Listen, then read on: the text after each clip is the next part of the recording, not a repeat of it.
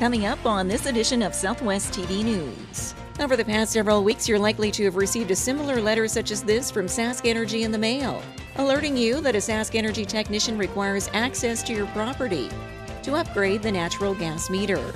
2015 is the International Year of Soils, and SPARC and Swift Current hosted an open house to commemorate the initiative and educate the public on the behind-the-scenes work at the local research station.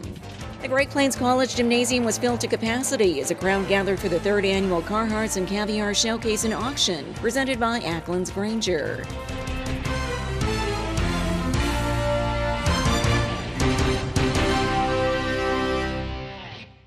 Thanks for joining us here today. SaskEnergy is keeping up with the changes in technology as it upgrades its meter system across the province. Over the past several weeks, you're likely to have received a similar letter such as this from SaskEnergy in the mail, alerting you that a SaskEnergy technician requires access to your property to upgrade the natural gas meter. A process which takes approximately 30 minutes at no cost to the homeowner.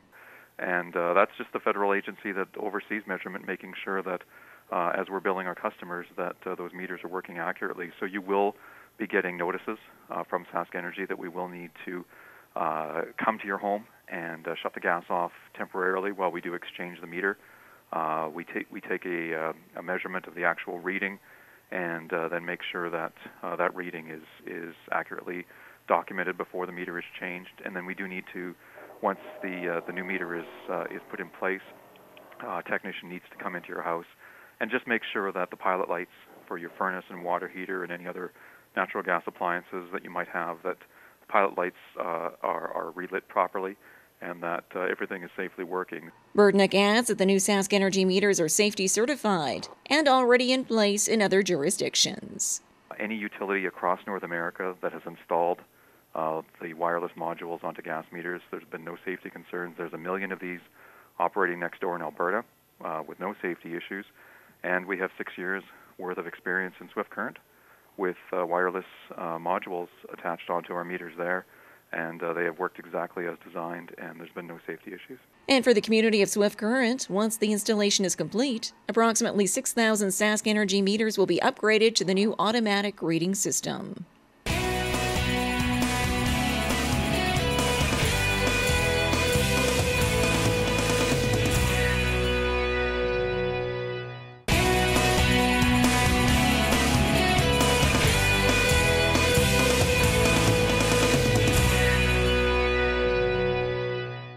Have you ever wondered what goes on behind the scenes of the research station in Swift Current?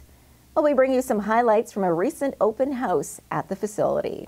2015 is the International Year of Soils, and SPARC and Swift Current hosted an open house to commemorate the initiative and educate the public on the behind-the-scenes work at the local research station. Grade 7 students from Fairview School were some of the visitors through the door and had the chance to meet local scientists and learn more about various types of soil and its connection to our everyday life. Barbara Cade-Menum is a research scientist in Swift Current and says SPARC has played an integral role in soil history and overall crop studies here in the Southwest. SPARC was established in 1921, and in those years there was a fair amount of moisture and it was relatively easy to farm. But in the 30s, of course, there was a prolonged drought throughout the Great Plains, and I mean, I think everyone's seen pictures of the soil blowing, and we've got some examples on display as well. And so SPARC, the Soils Lab, was established to study soil moisture and study better cropping practices and tillage. I mean, it was common in those days. People came from somewhere else when they settled here, and so they tended to bring their practices for land management from wherever they were that weren't necessarily the best for here. And so the scientists developed the best ways to do things so we can have the kind of agriculture that we have now that we're also familiar with. She further explains that March is an important date for those in the crop science industry. Vasily Dukachev was sort of what we consider the father of soil science, particularly for the Canadian, and he's a Russian, but a lot of our soils he developed the names for our classification system. And his birthday, well, I think he was born in the 1800s, but is March 1st, so that's why the timing of this is this weekend. The Celebrate Soils Open House was a presentation of Agricultural and Agri-Food Canada and the Semi-Arid Prairie Agricultural Research Centre in Swift Current.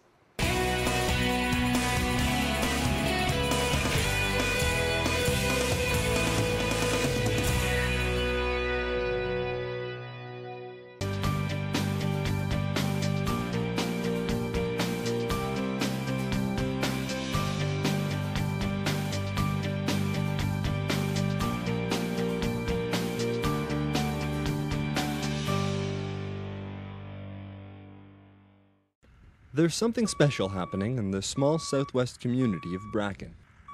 Volunteers have come together to help build a community park and playground. At first glance, this small village may seem like an unlikely location, but it's not until you've spent time here and realize the infectious community spirit that attracts people from kilometers away. It's a wonderful place to live, and just people accept you as a friend right away as soon as I moved here. And there's invitations for coffee and hang out, and also there's a really good community spirit here that everybody helps. Meet Monique Fair, one of the main volunteers responsible for the project. Moving to Bracken with her family about 5 years ago, Monique became aware of the plan as residents had raised initial funds to purchase some of the playground equipment. She liked the idea of a community park, and with her own passion for parks and green spaces, helped the project move forward. As the community park began to take shape, first with the play structure and later with the soccer field, it became apparent that this was something that would benefit the entire region. Having a population of about 22 people, soccer season would see the community balloon, with over 80 kids participating. With that many children playing, it also became apparent that the park required additional elements. The next phase of development would see the volunteers come together to help mix cement, cut rebar, dig, and drill. When it was completed, a new swing set was constructed for the younger children. A tetherball was added for the older kids, and receptacles as well as park benches were added to improve the park aesthetics. With partners including the Village of Bracken, the Bracken Soccer Group, local farmers, Bracken 4-H, and Community Futures Southwest, everyone who participated in the project came away with a sense of community pride, which Monique says is vital to the community. I believe that rural areas give something that cities don't do anymore. There's a certain accountability, and you are known, and people care for each other, and they watch out for each other. Our kids have freedoms that they never had before in the city, and I really enjoy seeing the freedom that they can grow up in here. It's success stories like this that reinforce what residents in rural Saskatchewan have known for some time, and that is, anything is possible with a strong dose of determination and a little help from your neighbors. Community Futures Southwest helps business owners with financing and business training, making dreams become a reality. Contact their office today.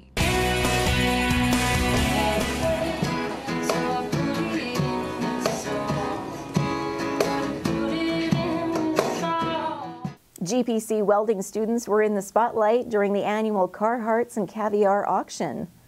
We bring you the highlights in this report. The Great Plains College Gymnasium was filled to capacity as a crowd gathered for the third annual Carhartt and Caviar Showcase and Auction presented by Ackland's Granger. The evening included a silent auction and the always popular Auction X with a number of unique items. The highlight of the evening was the live auction as auctioneer Gordy Cameron warmed up the crowd while having some fun with the GPC students, getting them to try out their auctioneering skills.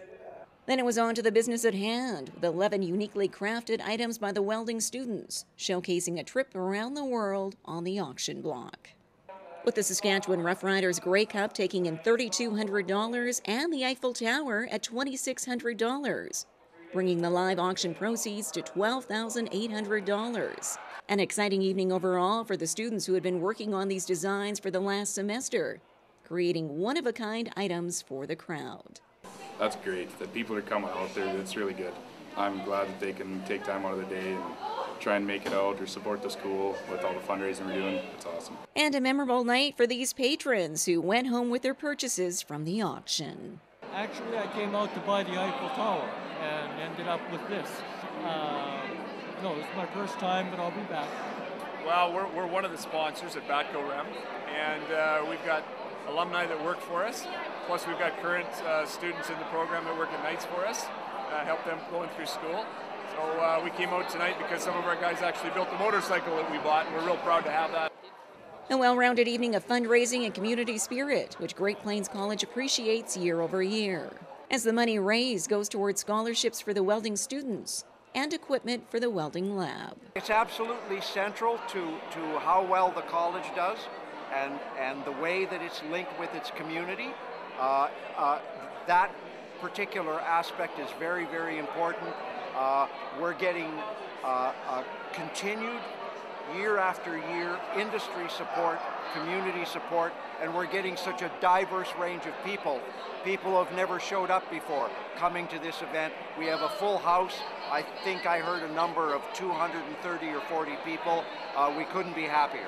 A final tally on the proceeds raised from the 3rd annual Carhartt and Caviar event is $18,168, exceeding last year's total of $17,000.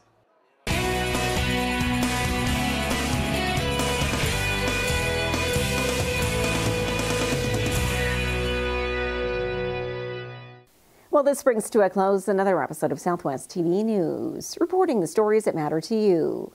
We always welcome your news tips. You can always reach us here by phone at our studio or by email to contact us at southwesttvnews.com. Also, be sure to join us daily online for the latest news from across Southwest Saskatchewan and so much more at MyLocalTV.ca. And be sure to follow us on a range of social media. Thanks for joining us here today. I'm Carol Andrews.